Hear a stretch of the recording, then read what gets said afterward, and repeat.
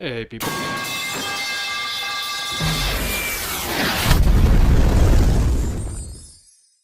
So, the game finally came out.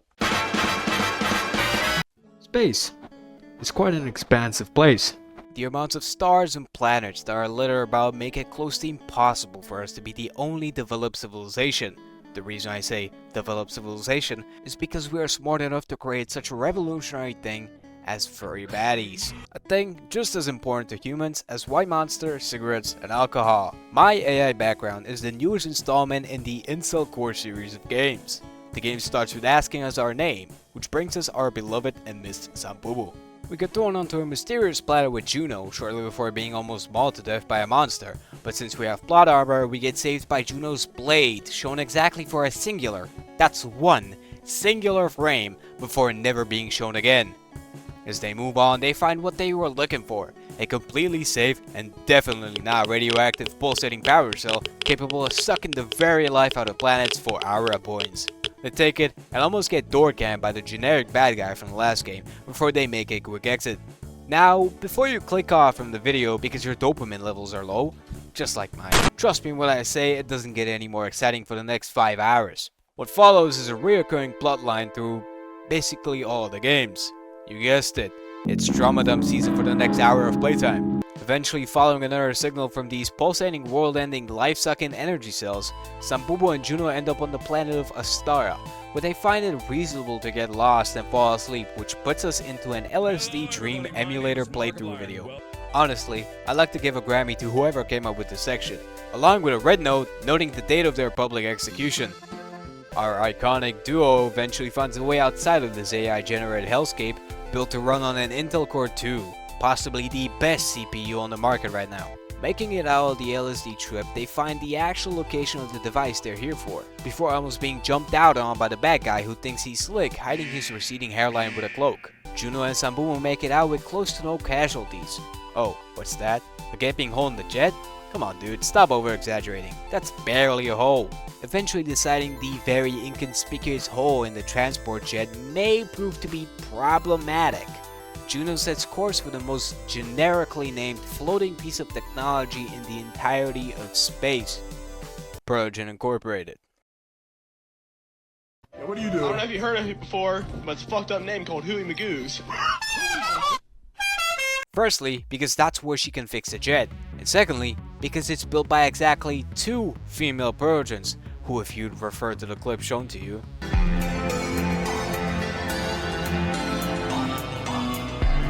Damn, she bad. My bad, bro. My bad. Damn. made quite the impression on me. And yes, I did, for the better part, record my live reactions to this game for that added flavor. Smile on her face. How long had it been since I'd seen her? It felt like forever. Sweetheart, you've grown so much, you've become so big and strong. I'm not putting that in the video. Aria and Nova are the creators and owners of Protogen Incorporated, allowing us to enjoy a fully paid for vacation for the next few weeks while Nova fixes our jet, and Aria pulls every single fucking penny out of our ass.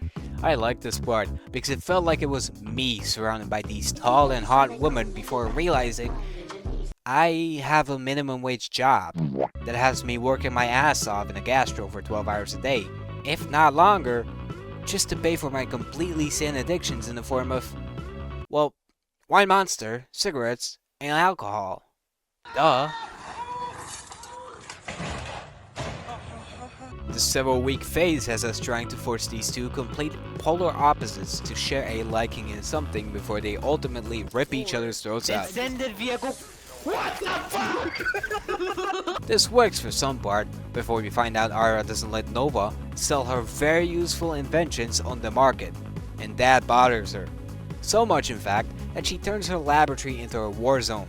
So Juno and Sambubu have the brilliant idea of pushing them each into talking to each other, which actually works.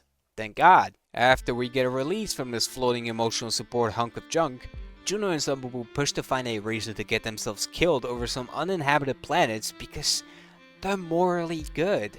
But before they get to, we get thrown into yet another LSD-induced trip, being drawn to the planet Wire, which you might recall is Lance's home planet If you even remember that oddly homosexual sounding fox from My Furry, I Own Several Firearms Too. They reached the ship, sending out the SOS signal that drew them in. And of course, who else would want to go to this barren, snowy planet other than Lance? I mean, the buildup was so obvious I could see it from a mile away, with no glasses, mind you. He accuses us of magically throwing an extremely cold blizzard on his planet that made it unbelievably cold.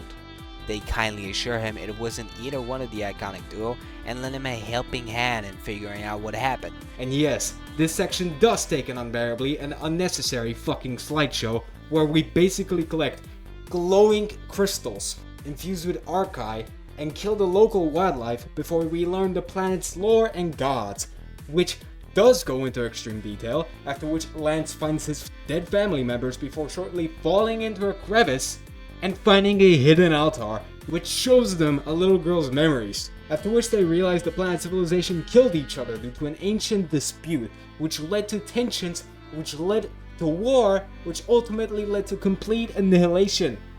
Oh, and they all just froze up into ice, I guess. Wow, what a game. Finding this out, Lance decides to prolong this section further, because why not? We find out he was stranded on a planet for 10 years from his perspective, but in reality he was there for 6 months only. He gets rescued and immediately beelines into his planet, where he gets stranded again, before we came by and helped him. He accepts our help and we bring him to Protogen Incorporated for work and maybe some alone time with the baddies for the chance of another spin-off game. After this overly prolonged part of the game, we once again focus on the main objective. Since Juno and Sambubu either aren't able or just don't know how to use Arkai, they decide to go to Juno's original planet, where she grew up with her sisters and brothers being taught by their mother by the name of Zoe, hoping to find her and learn how to use Arkai from her. Only problem? After teaching Juno and her not so blood related family, she unleashes her hidden domain expansion, going to the store for milk, and just doesn't show up ever again. But oh how convenient that Juno already had a proximity alarm on the planet in case someone came back, which conveniently showed signs of movement not too long ago. So they both set off the planet, whatever, and go look for Juno's creator. They arrive on Juno's own planet and find traces of recent activity, but no one around to trace the activity back to. So they jump through a few other planets, including one that actually put our boy Sambubu into an aphrodisiac-induced LSD trip, which has him ending up in a clearing, moaning with a heart on. After sobering up from whatever that was, they travel to the next planet, which has very recent activity, indicating Zoe is on his planet. And yes, she is, soundly taking a nap under a tree, without a care in the world.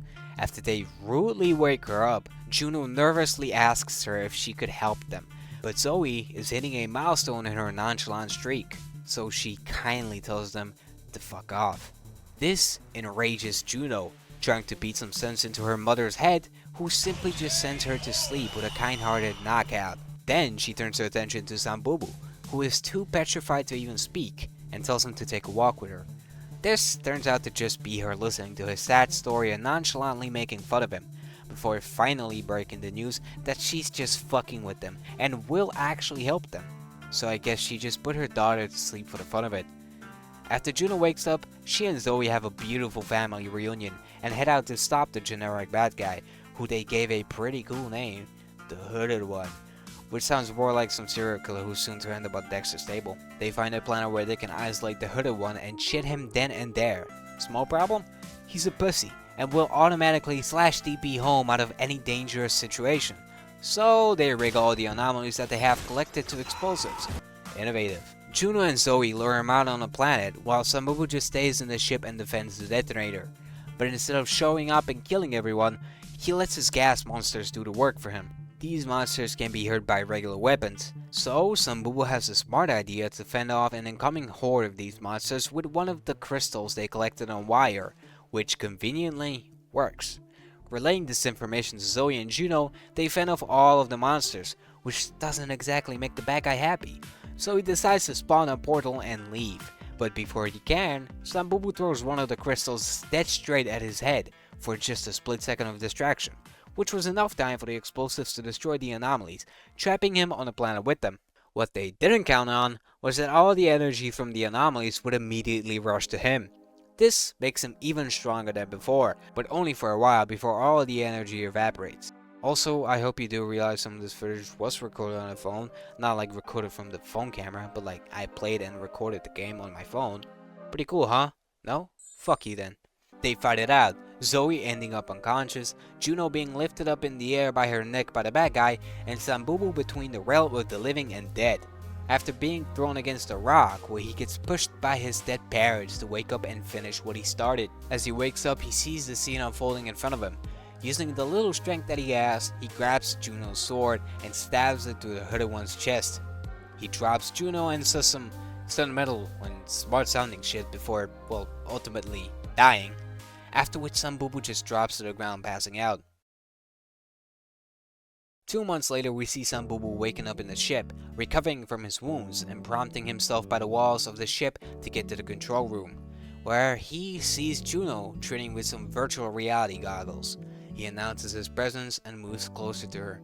After some sweet talk with Juno, he gets down on his knee with the last of his strength and asks Juno the one and only question, the one we've been all dreading ever since the first game came out. She obviously says yes. They kiss and think of all the adventures to come in the future, even thinking back on the times they've been close to death, but they made it all the way to the present. This all to be chalked up to our own imagination, because as much as I hate to say it, this is the last chapter in the My Furry Protogen series. The end. Don't be disgruntled by the comedic tone that I've been talking to this video with, because I'm seriously holding back tears writing the script. This game, it's every bit the game we wanted.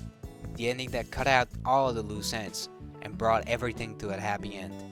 Dare I say, it's one of the few games that made me cry.